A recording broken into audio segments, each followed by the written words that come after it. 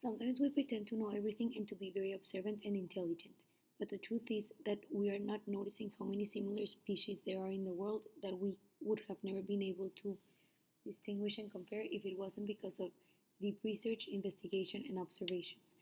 There are enormous amounts of species that might look the same or that might be confused regularly. However, all of these species, even though they might share similar traits and similar background history, they also have so many things that are not alike. Some examples of the similar yet very different species are the following. I will first display an image of one species, then of the other, and I will talk about how they can compare and about their similarities and their differences. First of all, I will present to you the camel and the llama. Camels live in hot and dry deserts of Asia, whereas llamas live in cool and dry mountains of South America. Camels are heavier and taller body with a longer tail than llamas are. Camels also have bushy and long eyebrows that llamas don't have. Nostrils in camels are seeable, but not in llamas.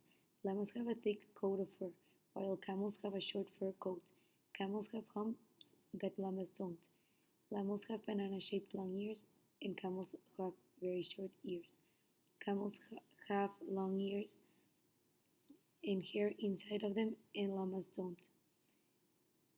Camels are wider foot with toes connected by a tough web, and the llamas only have a narrow feet that are separated, and the toes are separated. Llamas have an unusual long mating period, and camels have longer periods of gestation and a shorter period of mating. Now going to apes and monkeys. While apes and monkeys are both primates, they are part of the same primate suborder. There are lots of differences between them. For example, most monkeys have an easily visible tail, but no apes do. And while monkeys are physically built for a life in the trees, apes tend to be built for a life lived in the trees and on the ground. Then the tiger and the lion. The tiger is not significantly bigger than a lion despite having possibly several hundred pounds more weight. This is important because it indicates the strength of the tiger is much greater due to the higher muscle density.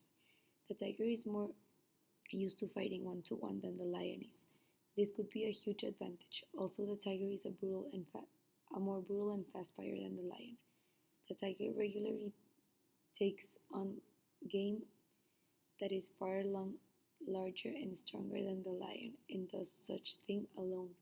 The lion requires more help from the pride to take out a large animal. When the tiger fights, he fights to kill, not just to push aside someone and to get the food like the lion does. Going to alligators and crocodiles. Alligators are large reptile members of the order Crocodila. Alligators and crocodiles are therefore closely related, and people often confuse one with the other. However, these two reptiles are very different.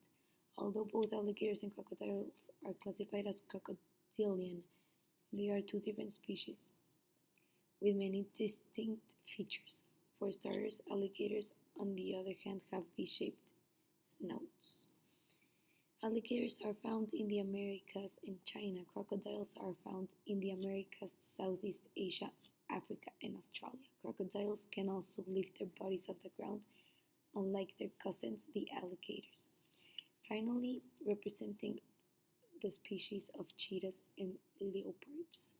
There are many differences between cheetahs and leopards, both in their behavior and in their appearance. The easier physical differences to spot in the cheetah have solid black round spots, while leopards have flat patterns shaped with broken rings.